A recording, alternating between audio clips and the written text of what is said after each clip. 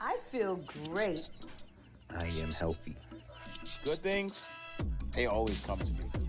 My tribe is my vibe. My thoughts come my reality, Dad. This is the A.I.M PositiviTEE podcast. This experience is dedicated to you and your soul. We will dig deep to uncover the greatness that is within you through affirmations, the power of influence, and aligning with your mind through meditation. These are A.I.M principles towards positivity, and the journey begins. And the journey does indeed begin.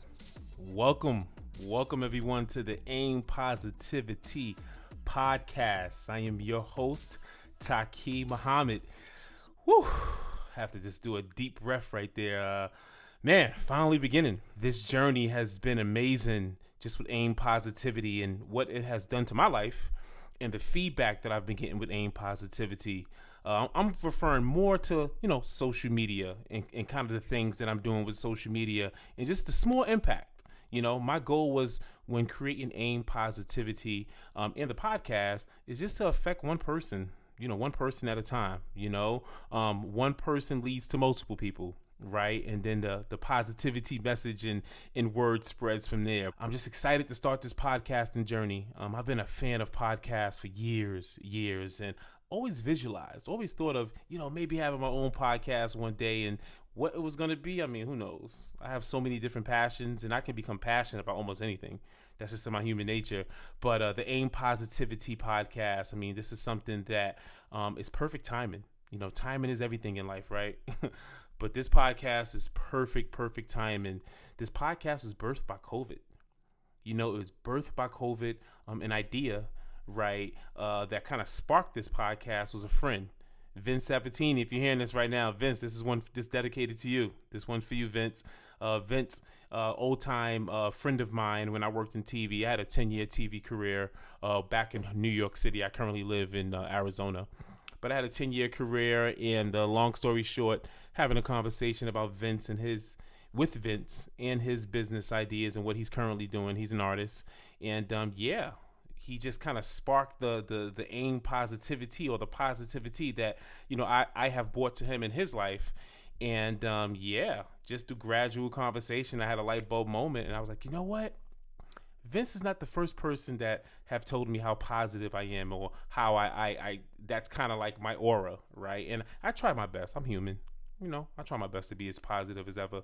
But he kind of sparked it. So Vince, once again, thank you for the push. Thank you for the push, and just thank you for expressing what came across your mind during that time, because that resonated with me personally. And here we are, the A.I.M Positivity podcast. A.I.M is a principle that I feel that I incorporate that has helped me with just being positive, being a positive person. The A for A.I.M is affirmation, the I is influence, and the M is meditation. Now, those three things, consciously and unconsciously, has dramatically helped me with my positivity. Okay, I'm going to go a little bit deeper into the A.I.M principles a little bit later on in the show. I want to go back to history. I want to go back to my history, or his story, right? I like to say, where I'm from. I'm from Brooklyn, New York. In particular, I'm from Bed-Stuy, Brooklyn, or Bedford-Stuyvesant, Brooklyn, born and raised. Also, I like to claim Bushwick, Brooklyn as well. That's another area in Brooklyn that, really played a dramatic part and really holds dear to my heart outside of Bed-Stuy, right? But I'm a Brooklyn kid, okay? And if you know about New York City, about the 5 boroughs, Brooklyn has this reputation. Brooklyn has this reputation, especially in the early 90s. And, it was kind of true. Stick up kids is out to tax. I mean, Brooklyn was known for robberies and a lot of deaths and drugs. And it wasn't only Brooklyn. I mean, this is nationwide, right? But I can only speak on where I'm from. And I had some traumatic experiences growing up. I had a conversation with my good friend the other day, and he mentioned to me, we were having a conversation. He was like, man, how we grew up in New York City? We can all have PTSD. As a kid, as a youth, I'm talking 4, 5, 6, 7, 8 years old. I've seen a lot. I've experienced a lot. It all started when my father passed away. My father passed away when I was roughly around 6.5, 7 years old.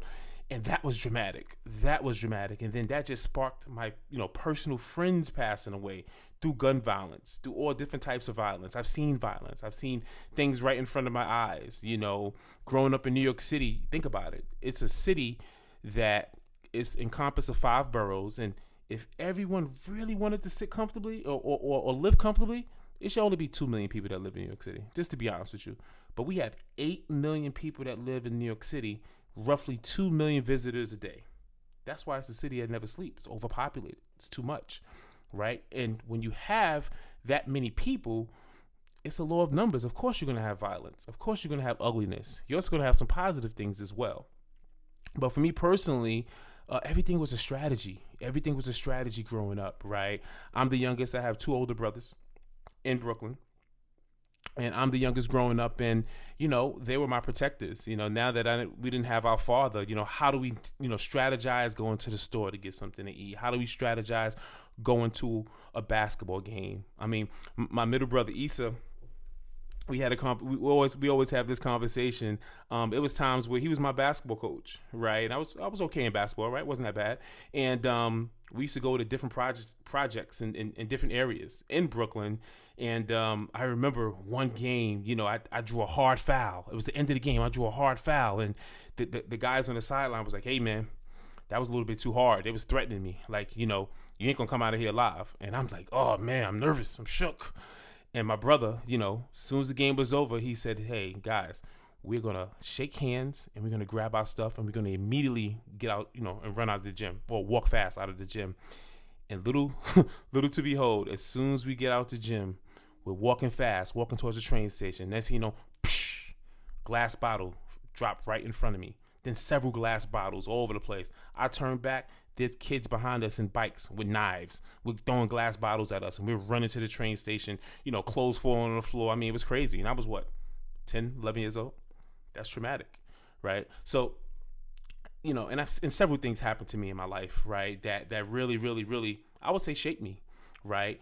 When I think about that as an adult, and all the dramatic things that happened to me, getting robbed, having a gun, you know, pointed at me, having a knife pointed at me, seeing people get sliced, you know, high school, you know, I went to school, shout out to Martin Luther King, MLK, what's up, guys? I went to school in Manhattan, which is an hour and a half away. That was a strategy, taking the train from Brooklyn to Manhattan, and, you know, all the different things that was going on in the mid-90s. So I can go down memory lane forever. That's not the purpose of this podcast, but it shaped me today, because I've experienced a lot of negativity. I experienced things that I could have fell victim to, right? Thankfully, I had a mother that preached education. She's like, "Hey, Taqiy, my brothers, hey, you're not going to go anywhere in this world without education. You know, education is your key. It's not your guarantee. It's your key for options, just for options, life options, you know." And, you know, I went to school upstate New York. Shout out SUNY Cortland State. And that changed my life. That dramatically changed my life. And I've noticed that as I've gotten older, right, and it really started in college. For me, it really started in college because, you know, high school and being a kid, I was just going with the Joneses. I was just doing what everyone was doing in New York City. It's all about looking fresh, always looking fly, looking presentable, and putting your best foot forward. And, you know, I always chose the right crowds, even though I knew the wrong crowds. I always chose to hang out with the right crowds. That helped me as well. But college really, really showed me that I was a leader, and I was this positive guy, like organically natural, just a positive person. And that resonated with people that interacted with me, right? Fast forward, I'm an adult now, 39 years old. I'll be 40 next year, 2021. And COVID hits in 2020. And the first thing that came to my mind with COVID is I said, thank you. And I remember having conversations with my friends, and they're like, "Thank you? This is horrible." And, you know, COVID affected me. I had 2 personal family members that passed away during COVID when it was at its height in New York City. This was around April, May 2020. But I said, thank you, because I something had to happen. You know, we've been going around in this world. You know, the history of our country. I don't need to go there, right? That wasn't positive. How this, you know, America was formulated. That wasn't positive. And the way people were being treated, the way we're treating the earth, it was just so many things that we were just doing wrong as a species, right? And it's gotten worse, especially with technology. Most people think technology helps humans. It does to a degree and to a default, but Think about the lack of interpersonal communication we were having with people. Think of, everyone that's going out to restaurants and they're on their cell phones instead of the eye-to-eye contact. I mean, I was victim of that too. I'm not going to lie to you. Okay, so we were going, in my opinion, down a downshift. So when COVID happened, and it was fuzzy, right? We didn't know if this was real. It was happening globally. But once it affected America and once it affected us, it was a wake-up call. And I think it really put us in a position, COVID, to really just self-assess and assess, our actions and who we are as people, as Americans, as humans, as just an overall person. It allows you to self-reflect on yourself. Most people are working from home. Okay, so all the things that we wanted, I want to work from home, I don't want to work around people. We understand how important human interaction is. It's lonely. It's lonely when you're by yourself, right? That's why, unfortunately in our prison system, they have solitary confinement. They know that that's the worst thing you can do to a human being is put them alone. And COVID has put us in a position to be alone in our thoughts, alone with our family, thankfully, and just alone in our mind. Let us reevaluate, reassess. Now, what's the new normal? I don't know. But I know what we were doing in the past wasn't working long term. It was something that we were comfortable with. It was something that we were doing, but there was a lot of negativity and a lot of things that was hurting us as a human race.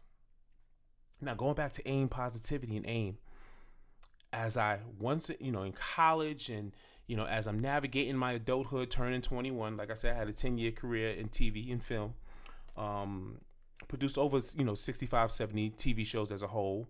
Very proud of that. I had my own production company. Great accolades that I had. Great experiences, more importantly. And I started to realize that, I started to get into the law of attraction. Shout out to my oldest brother, Yusuf Muhammad. Yusuf, probably when I was maybe 22, 23 years old, he put me onto a book called The Celestine Prophecy. Right. And that was a book about, an example, a story of the law of attraction. And that resonated with me. Like I felt that.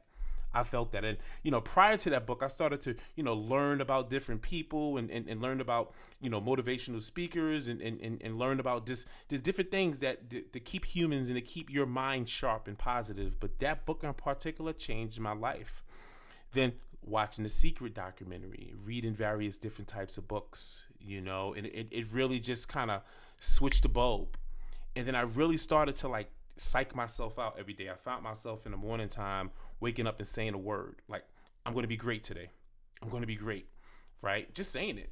Don't even know why I'm saying it, but it felt good to say it, right? And I started focusing on feeling good more than anything, right? So that's affirmation.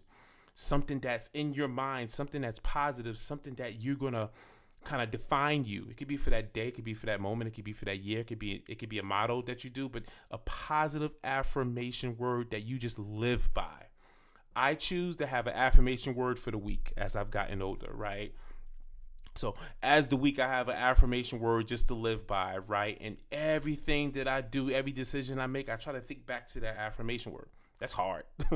Life happens. Surprises happen. That's hard. But at least I have some type of foundation that I can refer back to keep me positive, keep me sharp.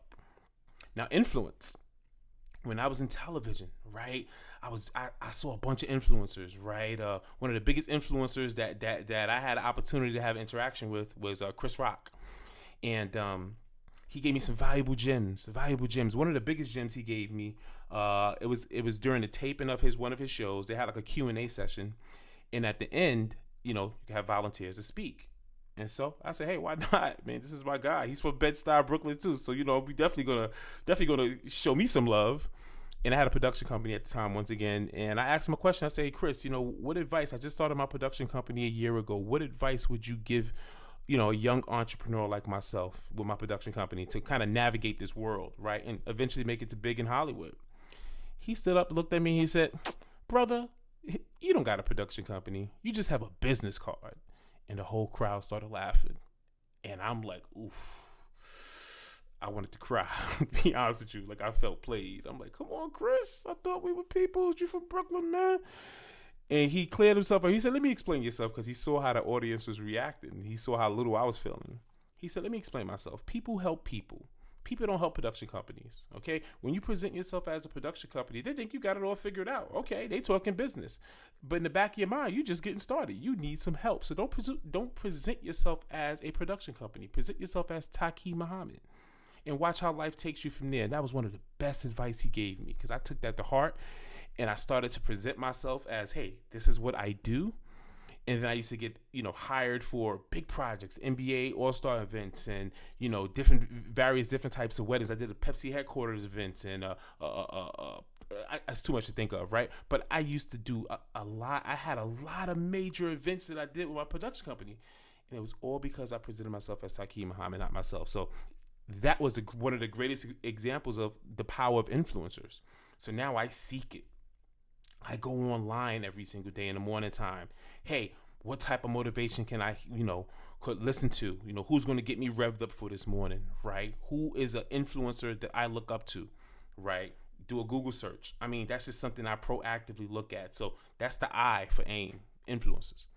And then meditation. Now, I never was a big meditator, right? I knew the power of it, but I was very inconsistent. But maybe 3 to 4 years, I would say 3 years ago. I would say roughly 3 years ago, I've really started to take meditation seriously.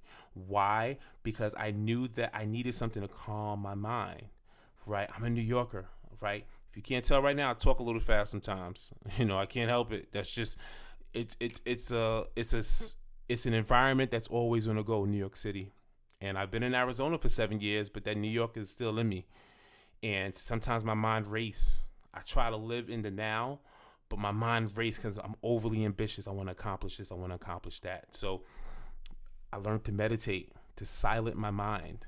A lot of times I would meditate off of the affirmation word I chose for that week.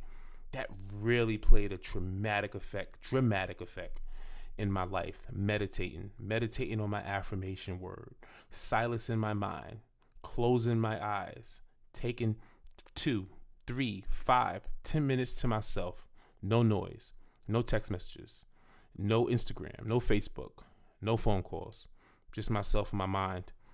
And I love guided meditations as well. If I'm not meditating on my own and just kind of, silently stating that affirmation word, I'm going on YouTube and I'm typing in guided meditations and I'm just being in a trance. I'm in a zone. Really helped my life. That's the purpose of AIM Positivity. Allowing the affirmation word to drive you, be a driving force in your life.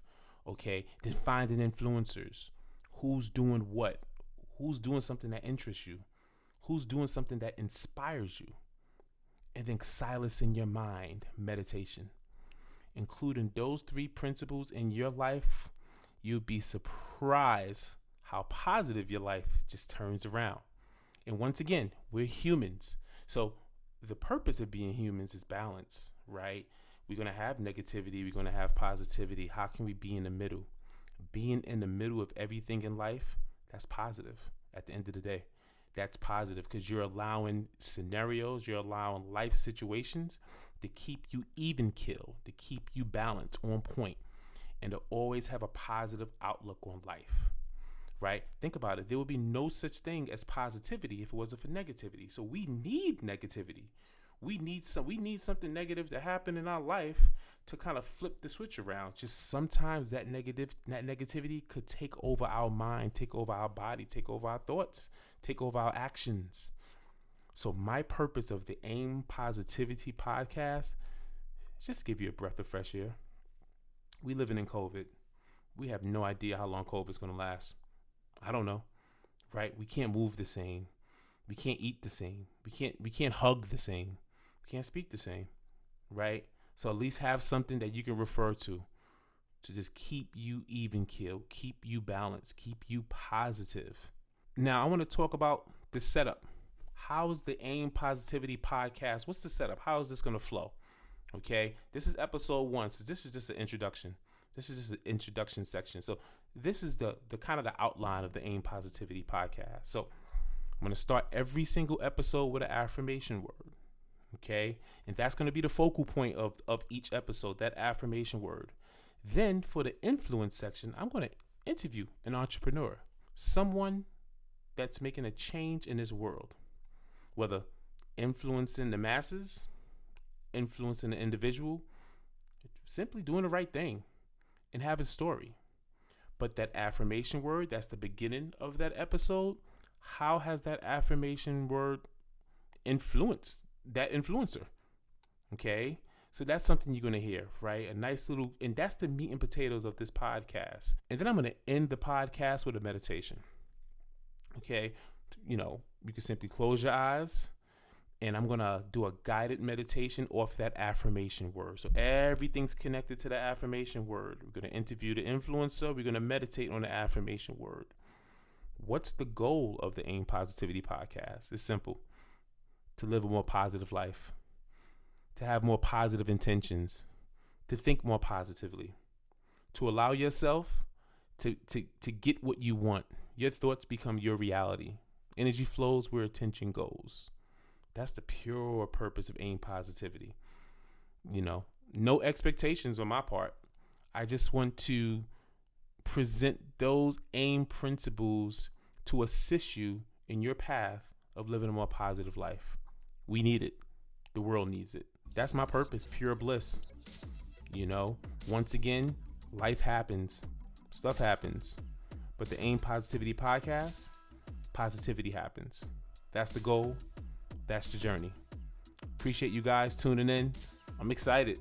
This is episode 1. This is a sneak preview. This is one out the way. I feel good. Hope you feel good. We're going to allow this podcast to just direct us wherever the universe want to take us. I'm glad you guys are with me on this journey. The A.I.M Positivity Podcast. See you next episode, guys.